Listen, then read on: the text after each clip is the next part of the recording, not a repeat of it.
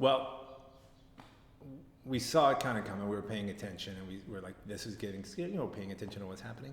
And we've always had not enough time to check off all the little creative ideas that we've had.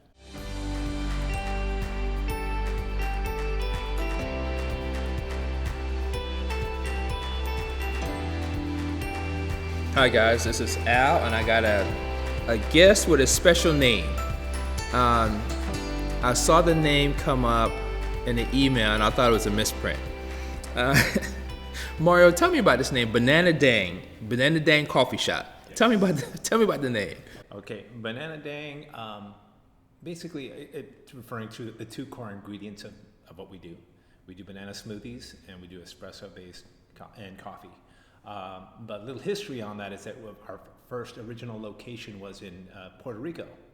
And in that location, we had about 30, 40 banana plants in our backyard, literally, in the land that we had. And the shop was right in front. So as we were building out the concept, when we bought the property there, we said, we got to use our bananas. And we're definitely wanting to be a coffee shop. That was the concept.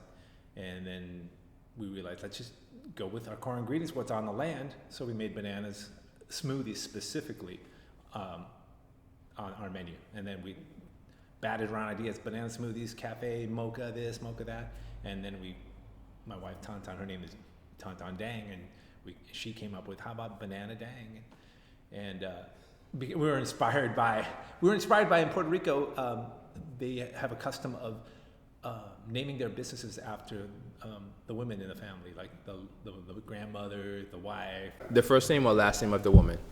Sometimes the first or the last, but usually the first name, like Lucy's, and it's kind of a Puerto Rican custom. The shops are named after, little businesses are named after a woman in the family. So we kind of got inspired by that, and by the fact that we had bananas on the property, and we didn't want to sound like a typical coffee house. Like, as soon as you hear the name, it's, oh, that's a coffee shop. It's like, no, it's Banana Dang. It's completely different, and that's our kind of our unique factors that we pair the two together. Simple ingredients, a banana and the coffee. And those two pair. And we pair them in smoothies and drinks. Wow. Well, we had your smoothies yesterday. And it said text in your order. And I'm like, oh, okay, because originally people go to online or they phone call. And I'm like, oh, text.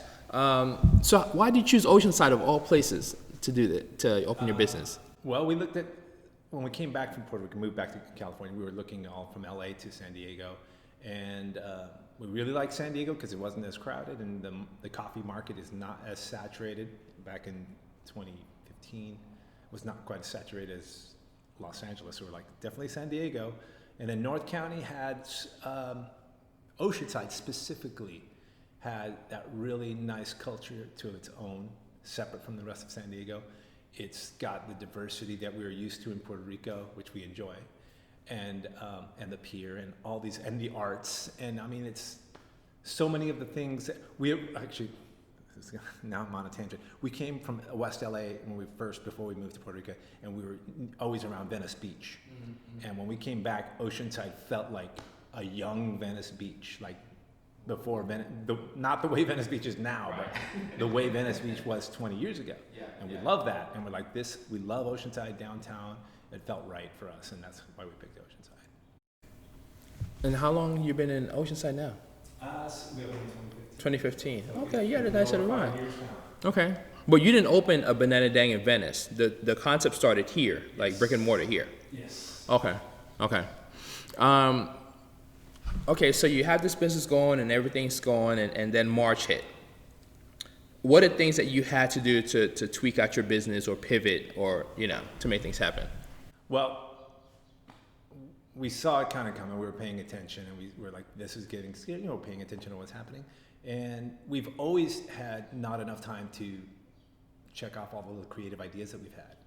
Always on the back burner, we'd get halfway through completing projects. So before the order came from the county that we had to newly operate, and we were like, okay, if this happens, we're going to start doing the little movies that we wanted to do, the little YouTube movies, the fanzines, just the little creative ideas that we've had in the back burner.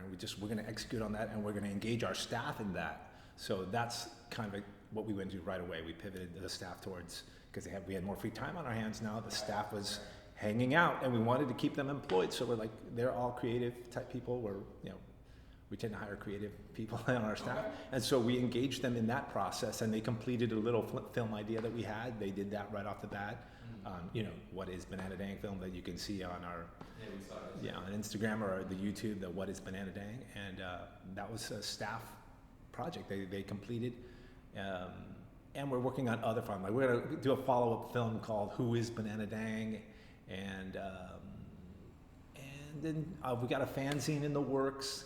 And again, we're engaging our staff. We got photographers that are on our staff. We got musicians that are on our staff. So that's kind of what we're putting them to use. And we're able to keep them hired. And the support from the community has been amazing. So even though we had to contract a little bit with our hours for our staff, people are still coming through and still supporting us. And for us, it's a win if we can pay our bills and keep our staff on board. We're happy to be able to offer that service to the community. So. Is there anything you want? I mean, we're talking to local business owners, and everyone's getting so creative. They're doing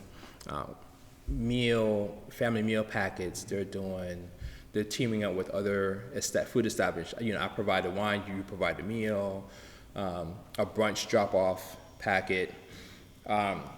Is there anything you want to do, or you're open and people could stop by? Is there anything you want to collabo that you thought of with anybody in particular, or? I think we're always open to collaborating with creative people, especially now more than ever is social media. There's a lot of social media people out there, people with those kind of ideas. We've kind of put a little energy also into our website, and as soon as this all happened, we started getting way more orders on the website for our coffee. People ordering coffee, our coffee bags online, and like more than double what we normally get like 1 or 2 orders, and now it's every week we're going to the post office to dump off orders that are happening. So that. Sorry. Your coffee is from where?